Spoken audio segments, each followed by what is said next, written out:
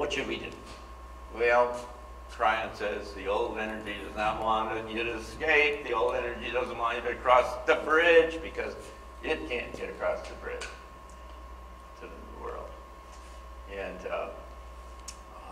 I'm about 3 slides to the end here. This is one of the most important set of things that I've ever run across. This is John Cotter, who 25 years ago wrote an HBR in the Harvard Business Review. He said, here are the 8 steps to transforming an organization, or I suggest the world. And these are so, so powerful. I gave a copy of this slide to Braden last night. He just sat there and looked at it and he said, wow. He said, can I keep this? Yes, you can keep it. First of all, you have to establish a sense of urgency. Now, each one of these things has to happen sequentially, and you cannot get to the next one without doing the previous one, all right? Or the whole thing falls apart. So first you got a sense of, so let's talk about a business, if it were. I mean, we can raise it up and talk about the world. But if it's a business, and the CEO decides we're going to go in any direction, what does he do? He calls in the senior leadership and he says, if you don't come with me, you're going somewhere else, because this is where we're going. And you suddenly get a sense of urgency. And you suddenly say, listen, you know, I got a choice here, and I think I'm going with this guy. But anyway, and if you make that really kind of clear, now it could in the world, it could be an environmental thing, it could be climate change, it could be any number of other kind of things. But in any case, there has to be a sense of urgency. Why? Because if you're not urgent about it, then why do it? I mean, kind of keep going. I mean, right? Makes sense. And then you've got to build a powerful guiding coalition. You've got to get, and you know, a number of people, and that they're power, and they're guiding, and they're coherent, and you get a coherent message in this thing. And then you create a vision, and you say, let me show you where we're going and what it looks like. Because once you can get it in the eye, in your own mind's eye, then consciousness is causal, right? You can manifest yourself, whether you want to think of it in those terms or not, but you manifest yourself into that space. You create a vision of what that new thing is going to look like. And you proliferate it all over the organization. You communicate that vision everywhere, so there's no ambiguity. Everybody understands. And then you empower people to move on that vision. You don't just say, hey, let me know what you want to do, and I'll let you know if it's okay. No, no, no, no. You empower people at the lowest levels, and you say, you run, you go do this. And if it blows up, let me know. You know, it's something like that. And then you plan for, you manipulate this. You manipulate this thing. You plan for and you create short-term wins. You make sure that in that first week something cool happens, and you can fire that around the organization, and you can say, look, we're making it. And then something else happens in the second week, and something else happens in the third week, and it gets momentum, and people say, yeah, yeah, yeah. And then you consolidate all of those kinds of things, and then you produce more change, and then you institutionalize. And then you say, this is who we are. That way, and you build it, and now you've gotten to the new place. That thing, that works anywhere, for anything.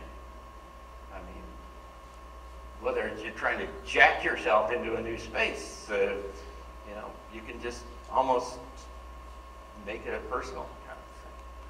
Extraordinarily powerful. Well, if you want to really get weird, I got to have at least one weird slide in here. Here's Sheldon Neidl.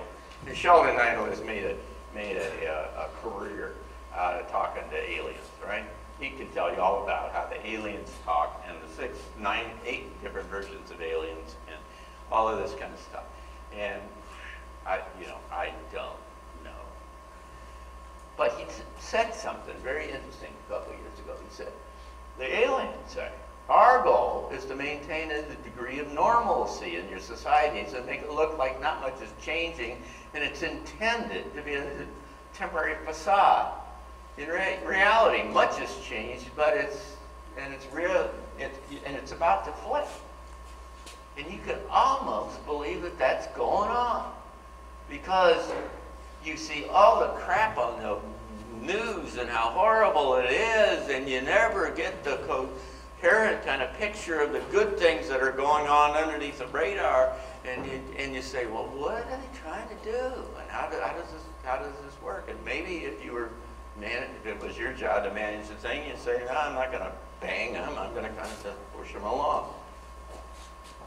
This is being done for your sake of stability. Excuse me, because in the 1990s we found out you couldn't handle big surprise events. One presumes that they're talking about, I don't know what they're talking about in the 1990s. But you know what? Cryon says the same thing. Cryon says, no, the economic system isn't going to fail. I mean, that would be fundamentally counterproductive. I mean, you're really trying to make progress. We need to go up there. If the economy failed, it'd drive fear into the whole system, and everybody would get scared, and that'd be counterproductive. No. You're going to have enough transition that you can adjust and adapt to the thing, and to get where we're going. Makes sense? So the aliens and Cryon are both on the same page, right? And then we reach the launch point. The grand change is on the near horizon, and it'll bloom naturally and organically. Could be. If you think it's intelligent and it's loving and benign, and we're going and there's a plan, and could be. There's no test in front of us, Cryon says. So you pass the test. Now it's just, how do you get from here to there? Cryon says you can change anything. And I mean anything. Anything. You just change your mind. You get your mind, your mental state, your vibrations up, and you get into a space, and that's part of this kind of new human thing and how we do this. And you can tell. It's real easy to tell whether you're making it in this. Because if you're depressed, you're living in the past, and if you're anxious and you're fearful, then you're worried about the future. If you're peaceful, you're living now. And that's the only thing there is, by the way. There is no future in any kind of terms. It's funny for a futurist to say that, but anyway, there is. It's deep, it's sophisticated, it's complicated. So what are we supposed to do? Cryon says, just be, old soul. Go to work and show the light. Show that you have compassion. Go home to your family. Perhaps doesn't believe this, and don't judge them. Instead, show your compassion, because you have a piece of God. Remember, it's impossible to know what's really going on at any level, because this is just way too complicated.